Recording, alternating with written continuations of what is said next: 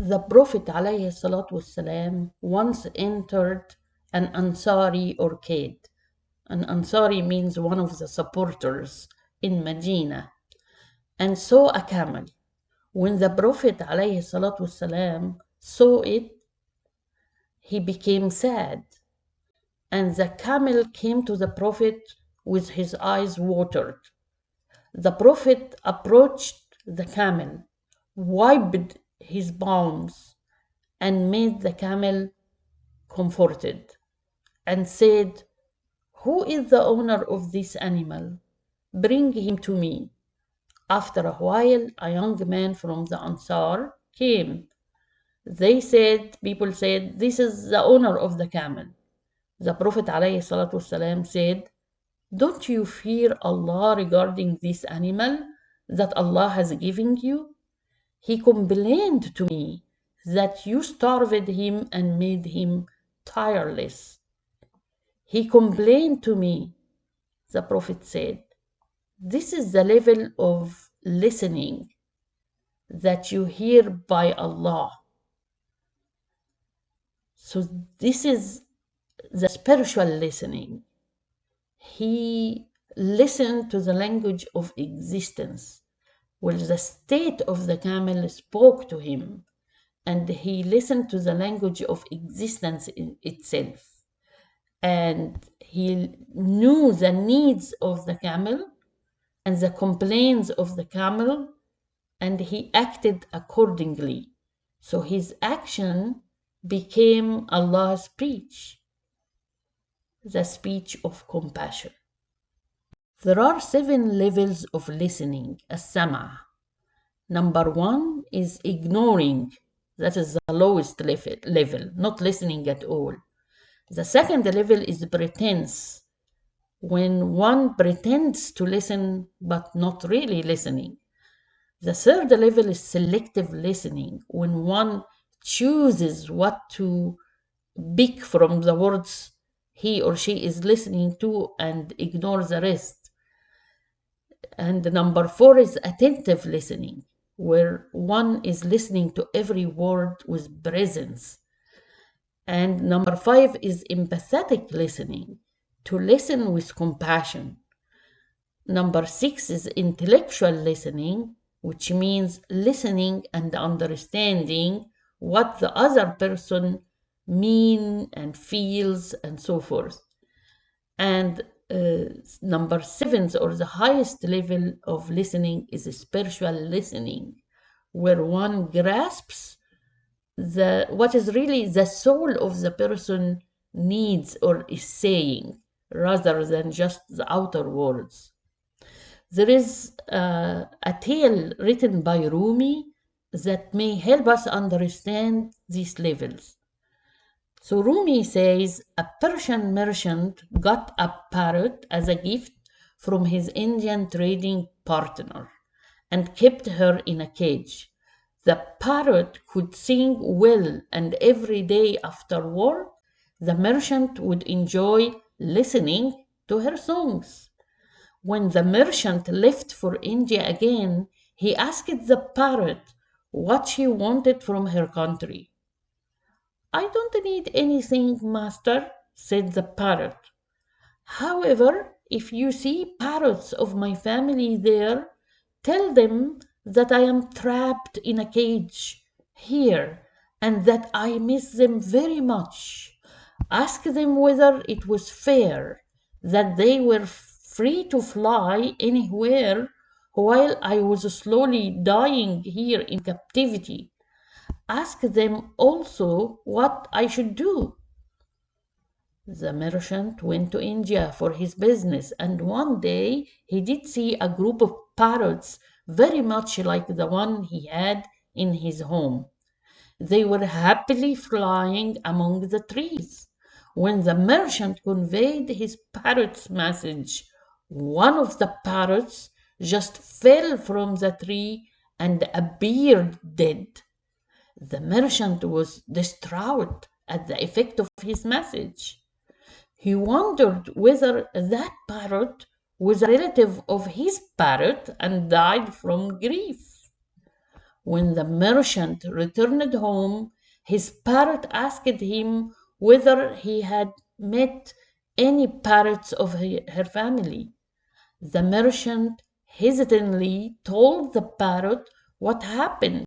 He added, "I will never forgive myself for causing the poor bird's death. But what is the use? Once the arrow has left the bow, it will never return. And so are words that leave our lips." Before he could finish his sentence, his parrot fell from her perch on the cage floor, apparently dead. The merchant began to cry, blaming himself for causing another parrot to die. After a while, he opened the cage door, picked up the parrot gently, and took her outside. He let her down on the grass and was looking for a place to dig a grave for her. Suddenly, the parrot flew away and from the high branch of a tree told him, "The parrot you saw in India was perhaps not related to me, but her action showed me how I could go free. She helped me understand that my imprisonment was due to my beautiful song, my talent for entertaining you and your guests. My precious voice was in fact the cause of my servitude. By her action, she taught me that my freedom would lie in the act of dying, in the sense of forsaking my attachment to my worldly talents, which I had prized so highly." Saying so, the parrot flew away to freedom. This story informs us about listening. So you can see how the merchant was ignoring what the bird was saying. And we can also see how the bird heard the other parrot message that was a demonstrative action. So action speaks louder than words. And that is the deep listening. When you listen deeply and understand the need, then you can act in a way that can fulfill the need. And that is really the depth of listening. And if we know that Allah speaks in existence, like when He wants something, He says be and it is, then we need to understand the language of existence. Otherwise, we will be living in a land where there is language we don't understand. It is like gibberish to us. Why is this happening? Why is that happening? And we can't understand anything. And it becomes difficult to live that way in a world that is meaningless.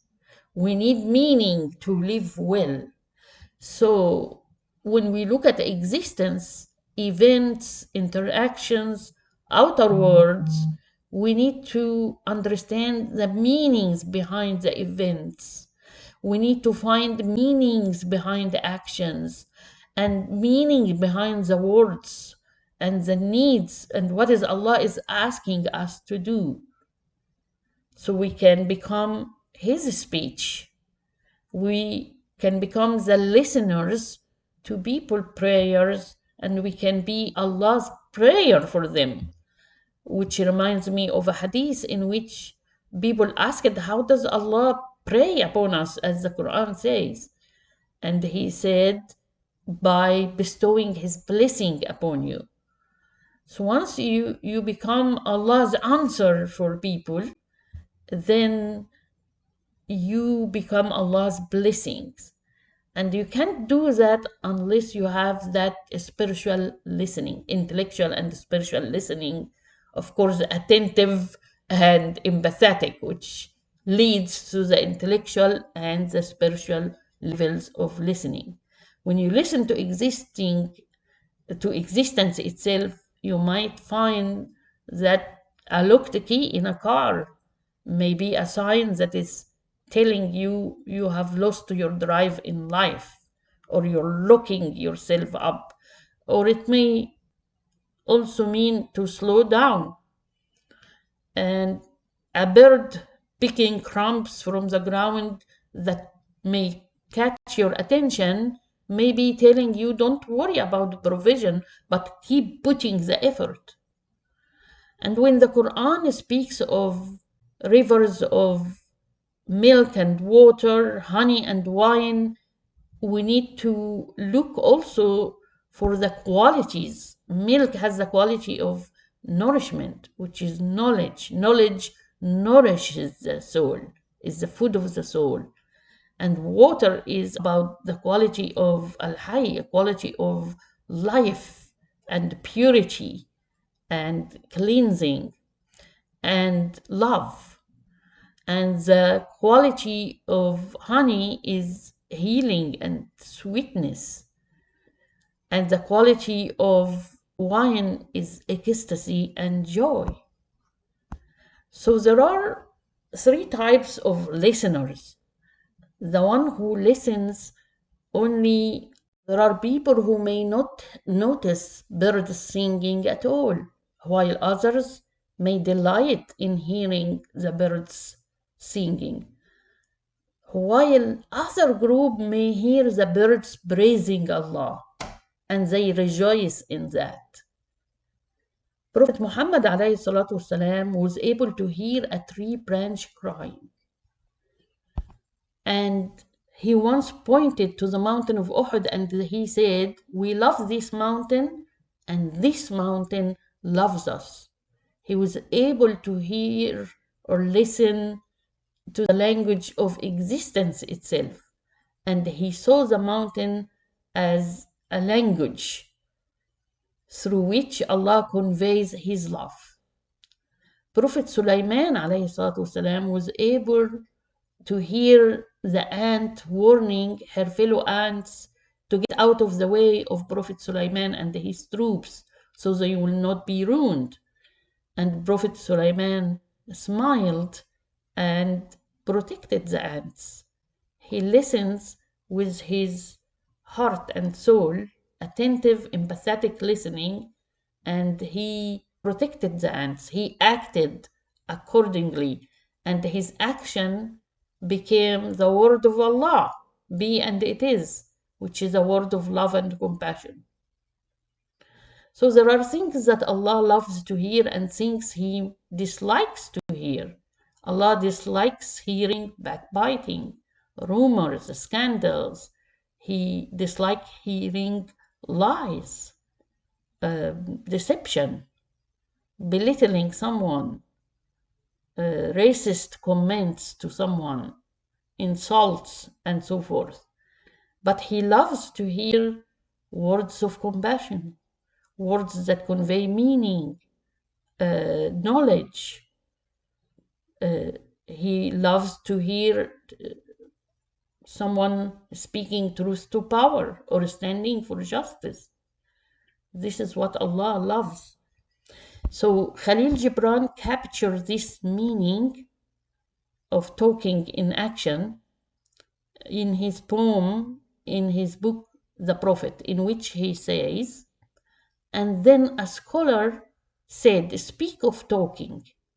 And the Prophet answered, saying, 'You talk when you cease to be at peace with your thoughts, and when you can no longer dwell in the solitude of your heart. You live in your lips, and sound is a division and a pastime.